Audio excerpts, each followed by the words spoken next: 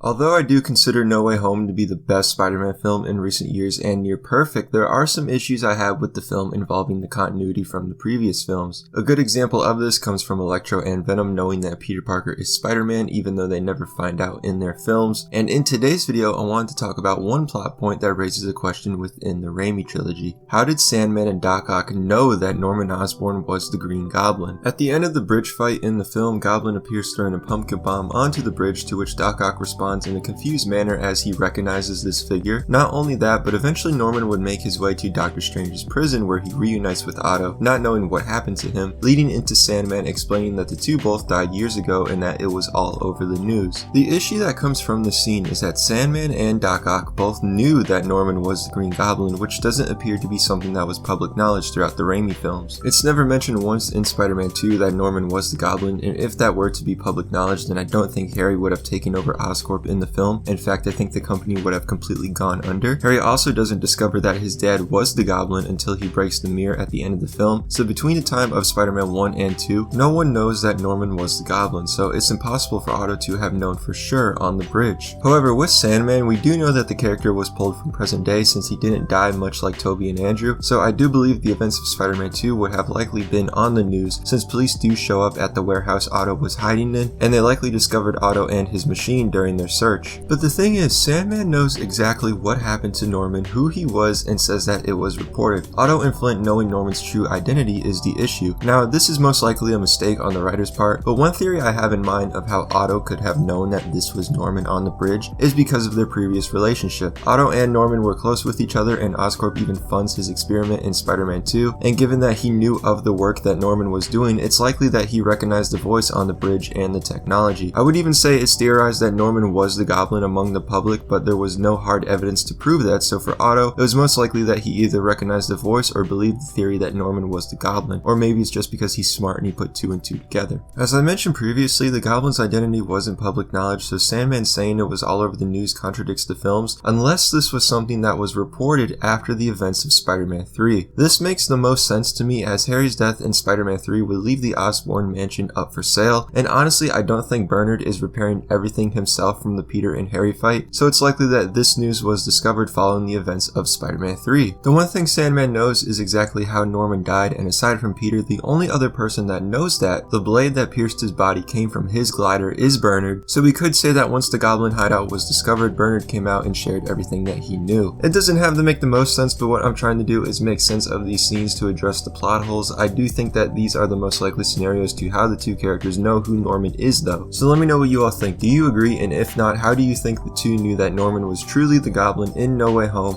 And as always, thanks for watching. Be sure to subscribe, follow my social medias, hit that like button, and I will see you guys again in my next video.